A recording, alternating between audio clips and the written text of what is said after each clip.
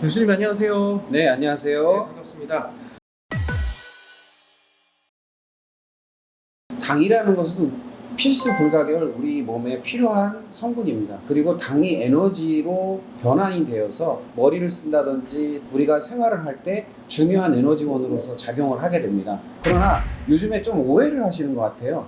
당대사의 문제로 인해서 뭐 당뇨 질환이라든지 당의 문제로 인한 여러 가지 합병증들로 인해 당이 마치 문제가 있는 성분이다, 몸에서 나쁜 영향을 주는 성분이다 오해하고 있는 것 같습니다. 이 부분은 조금 상세하게 풀어드리면서 조금 다른 방향성에서 바라볼 필요가 있지 않느냐라는 말씀을 드리고자 합니다.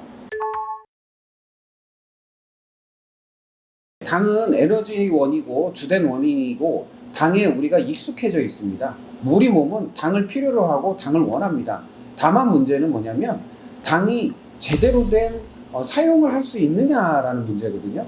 당이 제대로 된 사용을 해서 우리 몸에서 당대사라는 걸 일으켜서 당이 요소요소마다 주된 역할을 해야 되는데, 당이 세포에 전달이 된다든지 어떤 역할을 할 때 제대로 된 역할을 하지 못하는 상황이 만들어졌기 때문입니다. 이를테면 인슐린이라든지 이러한 성분에 의해서 결합이 돼서 우리 몸에 작용이 돼야 되는데 인슐린이 부족해서 당만 존재한다든지, 또는 당이 세포로 전달이 돼서 연소를 시키지 못하고 우리가 에너지로 변환이 되지 않는다든지, 그대로 몸에서 당만 머물고 있다가 다시 빠져나간다든지, 이렇게 해서 당 대사가 제대로 이루어지지 않는다면 그게 당뇨병이라든지 당뇨의 문제라고 생각을 하는 것이죠. 당 자체가 문제가 있는 것이 아니라 우리의 식습관이 문제가 있다고 생각을 합니다.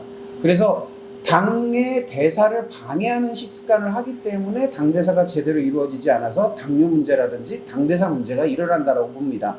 우리가 나에게 맞는 당을 찾을 필요가 있고요, 나에게 맞는 당의 섭취 방법이 달라져야 된다라고 생각을 합니다. 우리가 각각의 사람마다 흡수하는 방법이나 흡수하는 방식이 틀립니다. 특히 어떤 특정한 음식이나 특정한 물질을 흡수할 때에 몸의 반응들이 다 각자 틀리거든요. 쉽게 생각하면 우리 몸은 각각의 사람마다 온도도 편차가 있습니다. 미세한 편차가 있고요. 그 다음에 수분율이라든지 근육의 양이라든지 지방의 양이라든지 탄수화물 보유하고 있는 양이라든지 이런 것들이 다 틀립니다. 예를 들어서 내 몸에 탄수화물이 많이 누적되어 있을 때는 당을 받아들이려고 하지 않겠죠. 탄수화물을 받아들이지 않으려고 하겠죠. 그래서 어떠한 물질로 내가 흡수를 했을 때 가장 효율적으로 흡수가 되고 또는 사용이 될 수 있는지를 고민하셔야 됩니다. 어떤 분들은 풀만 먹어도 살이 찐다는 분들도 계세요. 자, 동물들을 보면 초식 동물들도 풀만 먹어도 살이 찝니다. 그리고 반대로 고기를 먹는, 육류만 먹는 동물들도 있죠.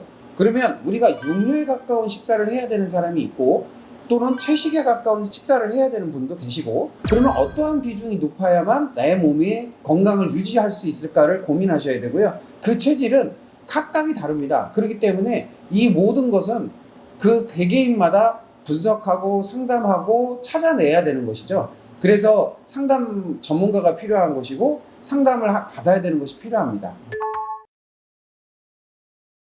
네, 당뇨 환자를 굉장히 많이 치료를 해봤는데요. 지금 국내 당뇨 환자의 실태를 보면 중증 당뇨가 600만 명 정도, 그 다음에 경계성 당뇨가 한 1,400만 정도의 숫자가 있다고 합니다.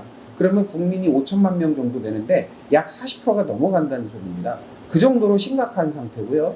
그만큼 우리가 먹거리에 지금 대란이다. 다시 말하면 먹거리가 부족해서의 문제가 아니고 영양이 부족해서의 문제가 아니라 넘쳐서의 문제가 생기고 있다는 것이죠. 자, 그러면 당뇨만 문제가 되는 게 아니라 당뇨로 인한 합병증이 더더욱 문제죠. 그래서 당뇨는 우리가 어떻게 관리하느냐에 따라서 틀리고 먹거리 관리와 식생활 관리를 하면 개선될 수 있습니다. 당 분해를 또는 당의 흡수와 사용을 돕는 식사를 해야 된다는 것이죠. 그러나 지금 대부분은 당의 대사를 막는 또는 당의 대사를 방해하는 식사를 하고 있다는 겁니다. 어떤 분이 10년 이상을 당뇨를 앓았다고 해요.